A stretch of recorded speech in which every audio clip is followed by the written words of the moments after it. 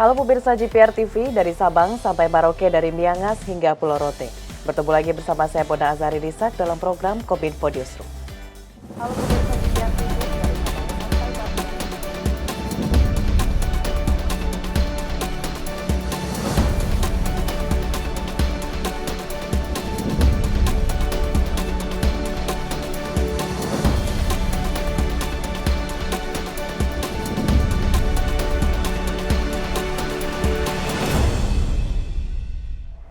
Pemirsa, kita ke informasi pertama. Badan Meteorologi, Klimatologi, dan Geofisika secara resmi mengakhiri peringatan dini tsunami di Maluku.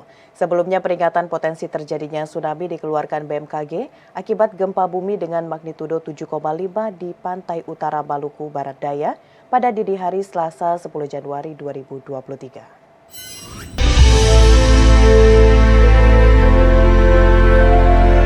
Gempa dengan magnitudo 7,5 mengguncang Maluku Barat Daya pada Selasa dini hari. BMKG mencatat hingga pukul 4 dini hari terjadi sebanyak 4 kali gempa susulan dengan magnitudo terbesar 5,5 dan terkecil 4,1. Akibat dari gempa bumi ini, beberapa orang mengalami luka-luka yang disebabkan terkena reruntuhan bangunan pada saat gempa terjadi. Gempa yang berpusat di Maluku Tenggara Barat tersebut merupakan gempa bumi menengah yang terjadi akibat adanya aktivitas deformasi yang terjadi di dalam lempeng.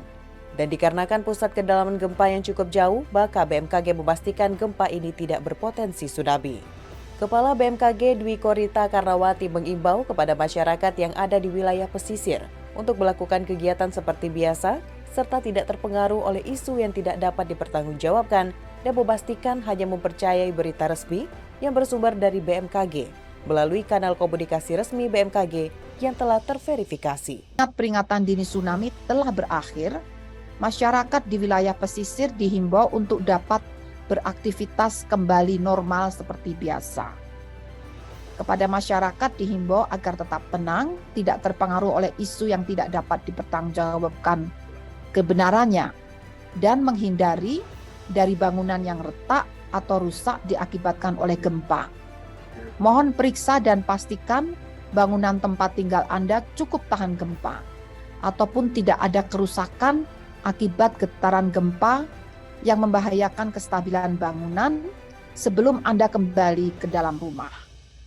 Pastikan pula informasi resmi hanya bersumber dari BMKG yang disebarkan melalui kanal komunikasi resmi yang telah terverifikasi, yaitu Instagram atau Twitter @info_bmkg, website www.bmkg.go.id, atau Inatius BMKG Go.id.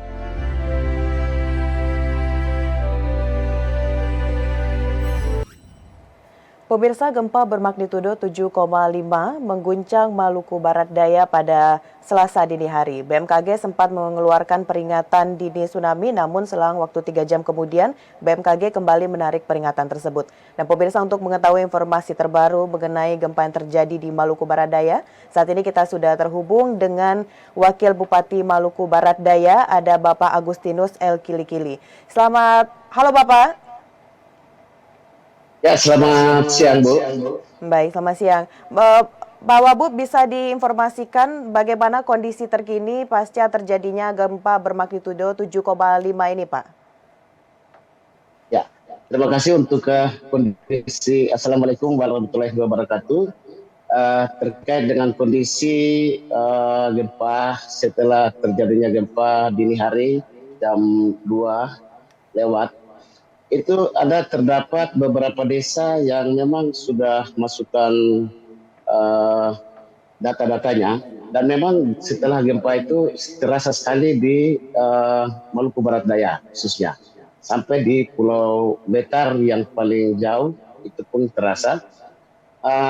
Jadi desa yang mengalami kerusakan ada desa Watway, itu kerusakan rumah ada rusak berat 10 buah, rusak ringan 20 buah, dan terdapat masyarakat yang luka ringan, tidak ada korban, cuma luka ringan 4 orang.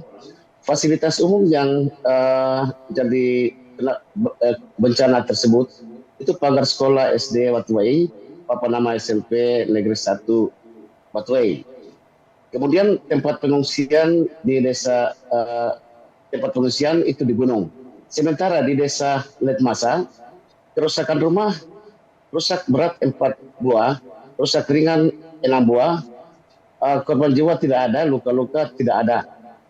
Kemudian kita bisa jumlahkan keseluruhan itu kerusakan rumah yang ada di Kabupaten Maluku Barat Daya itu rusak berat ada 14, rusak ringan 26, korban yang meninggal tidak ada, korban luka-luka ringan 4 orang, fasilitas umum pagar SD Christian Watway, pagar Papanama SMP Negeri 1 Watway. Kemudian tempat pengungsian rata-rata mencari di tempat ketinggian dan sampai sekarang mereka masih trauma sehingga mereka masih berada di posisi ketinggian. Demikian untuk sementara laporan dari Kabupaten Maluku Barat Daya, sementara menunggu laporan dari desa-desa yang kena bencana, khususnya di Kecamatan Daulor Dawara. Terima kasih, Bu. Baik Pak Wabub, tadi kita sempat melihat juga informasi bahwa ada gempa susulan dan juga beberapa perbedaan mengenai ada yang mengatakan 7,5 magnitudo, ada yang mengatakan 7,9. Ini bagaimana kronologi dari gempa yang terjadi Pak Wabub? Ya, jadi kronologinya setelah kejadian itu memang kita di kabupaten di Tiakur memang terasa sekali dan masyarakat yang ada di khususnya semuanya mencari tempat ketinggian untuk mengamankan diri. Dan setelah paginya baru kita mencari data-data yang terkait dengan kerusakan-kerusakan yang terjadi di desa-desa khususnya di Kecamatan Daulor Dawara. Sedangkan kecamatan-kecamatan lain di Kabupaten Maluku Barat Daya setelah dikonfirmasi itu tidak ada kerusakan-kerusakan yang terlalu prinsip.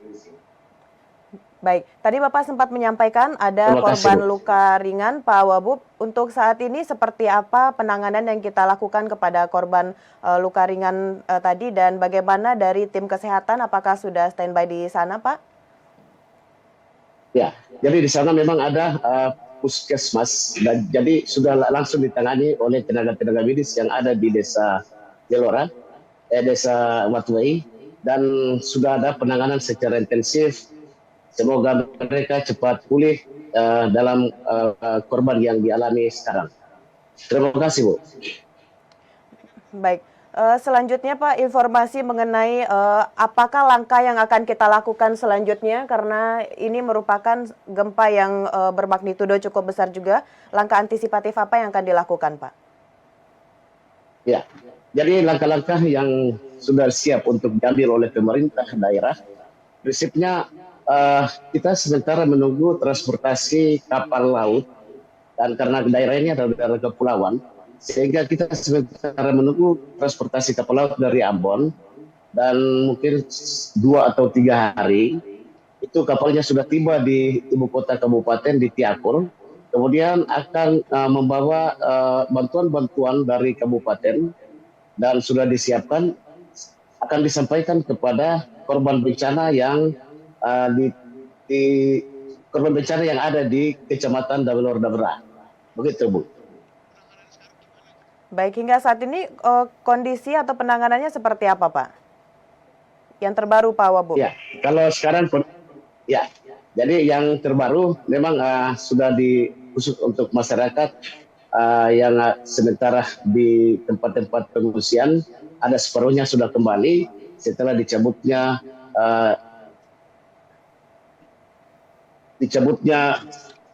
peringatan dini oleh BMKG, dan mereka sudah mulai melaksanakan aktivitas mereka dengan baik. Baik, untuk tadi Bapak menyatakan ada beberapa rumah yang mengalami kerusakan dan juga fasilitas seperti sekolah. Sejauh ini apakah sudah langsung diturunkan tim untuk melakukan evakuasi, Pak? Ya, jadi perlu kami informasikan bahwa ini kan daerah kepulauan, sehingga apalagi sekarang musim barat, musim ombak.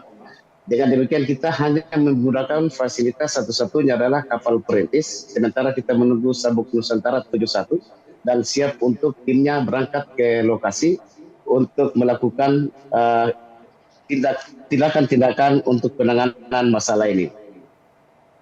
Baik, Pak Wabub, kita akan ikuti lagi informasi terbaru mengenai bagaimana kondisi yang ada di Maluku Barat Daya. Kita harapkan pemerintah bisa segera mungkin melakukan evaluasi kepada masyarakat dan juga memberikan bantuan. Terima kasih Bapak Agustinus L. Kilikili, Wakil Bupati Maluku Barat Daya atas informasi yang telah diberikan. Terima kasih Bu, selamat siang. Dan pemirsa, selain itu saat ini kita juga telah terhubung dengan Bapak Daryono selaku Kepala Pusat Gempa Bumi dan Tsunami BMKG. Halo Pak Daryono. Halo Mbak, selamat siang. Baik, selamat siang. Pak Daryono, kita langsung membahas mengenai gempa yang baru saja terjadi di Maluku Barat Daya. Ini kira-kira penyebab dari gempa tersebut apa ini Pak Daryono? Iya, gempa yang terjadi pagi dini hari tadi pukul 00:47 waktu Indonesia Barat yang mengguncang Maluku dan Banda itu disebabkan oleh adanya deformasi batuan pada tunjaman lempeng Banda, dan itu menyebabkan terlepasnya energi gempa yang cukup besar berkekuatan 7,5, dan itu menjadikan ini sebagai gempa intraslab, ya, gempa akibat deformasi di dalam lempeng, ya. Menariknya gempa ini berada di kedalaman 130 dan itu patut kita syukuri karena dengan kedalaman sedemikian itu tidak berdampak merusak yang cukup parah dan juga tidak menimbulkan gangguan kolom air laut sehingga terjadi tsunami yang destruktif. Jadi ini adalah sesuatu yang patut kita syukuri, dan rilis energi ini berada di kedalaman menengah sehingga gempa yang terjadi meskipun kekuatannya besar tidak berdampak menimbulkan korban jiwa manusia, Mbak. Baik, gempa yang diakibatkan oleh aktivitas dari lempeng tadi, dan sejauh ini seberapa besarkah dampak yang dirasakan oleh masyarakat terutama di bagian pesisir ini Pak Daryono? Iya, jadi kalau kita melihat dampak gempanya itu mencapai 5 hingga 6 modified Mercalli intensity di daerah Saumlaki atau di Pulau Tanimbar. Di sana beberapa rumah mengalami kerusakan. Kemudian juga di daerah Dubo, Tiakur itu sampai 4 mm. Artinya guncangannya cukup kuat dan itu bisa menimbulkan bunyi-bunyian akibat pintu, dinding, itu menimbulkan guncangan dan itu menimbulkan bunyi-bunyian yang gemuruh. Dan ini patut kita waspadai gempa-gempa di kedalaman menengah dengan sumber intraslab ini karena memiliki karakteristik memiliki rilis energi yang lebih besar daripada gempa-gempa sekelasnya untuk sumber lain. Dan kita mendapatkan laporan beberapa rumah mengalami kerusakan di Tanimbar, kemudian juga banyak jalan yang mengalami longsoran, spreading lateral, kemudian juga ada longsoran juga. Dan namun demikian tidak ada korban jiwa, Mbak. Dan tsunami juga seperti yang kita prediksi bisa mencapai ketinggian 60 cm di Ambon. Ternyata hasil monitoring tide gauge atau monitoring alat pemantau dinamika muka air laut itu tidak tercatat tsunami yang signifikan, sehingga ini menjadikan kita untuk melakukan keputusan bahwa gempa ini harus diakhiri warningnya. Dan di sini kita melihat ada beberapa tide gauge yang menjadi acuan kita, yaitu tide gauge di Seira, Adaud, Lirang, dan Larat itu tidak ada catatan muka air laut. Artinya tidak terjadi tsunami yang signifikan. Ya. Dan kemudian kita akhiri peringatan dini tsunami pada pukul 3:43 waktu Indonesia Barat, Mbak. Baik, berarti itu adalah alasan dari BMKG yang mencabut peringatan dini tsunami. Baik, selanjutnya bagaimana dengan potensi gempa susulan yang akan terjadi nih Pak Daryono? Ya, hasil monitoring BMKG hingga siang hari ini kita sudah mencatat sebanyak 9 aktivitas gempa bumi susulan yang mana kekuatan terbesar dari magnitudo gempa susulan ini berkekuatan 5,5 dan yang terkecil 4,1. Ini menjadi informasi yang bermanfaat bagi kita bahwa karakteristik batuan di zona gempa di Tunzaman Banda ini ternyata tidak menimbulkan gempa susulan yang banyak. Dengan ukuran 7,5 itu mestinya sudah banyak terjadi susulan, tapi ini hanya ada 9 dan kekuatannya di bawah 5, sehingga harapan kita kondisi ini akan segera normal kembali dan akan segera aman. Nah, satu hal yang perlu diketahui oleh para masyarakat di pulau-pulau di Maluku, di Kepulauan Maluku, bahwa gempa ini sudah diakhiri peringatan tsunami-nya, sehingga masyarakat tidak usah melakukan pengungsian lagi dan terus melakukan aktivitas seperti biasa di pantai, seperti berdagang, kemudian mencari ikan, beraktivitas normal kembali. Demikian, Mbak. Baik, Pak Daryono, apakah gempa yang terjadi di Maluku Barat Daya ini ada kaitannya dengan gempa El Paputi, Pak Daryono? Tidak, jadi Baik. ini sumber gempa yang berbeda.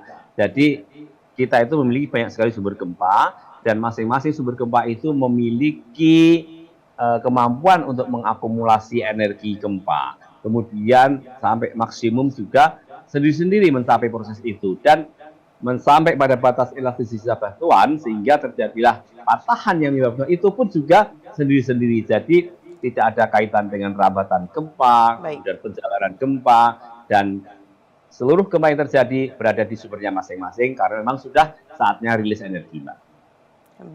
Baik, terima kasih Pak Daryono atas informasi terkait dengan gempa yang terjadi di Maluku. Kita berharap dari BMKG terus memberikan informasi kepada masyarakat, update informasi yang ada di Maluku. Terima kasih Pak Daryono telah hadir di Kominfo Newsroom kali ini. Ya. Selamat melanjutkan aktivitas Pak Daryono. Terima kasih Kak, terima kasih Mbak. Baik pemirsa, usai jeda pariwara kami akan kembali dengan berbagai informasi lainnya. Tetaplah bersama Kominfo Newsroom.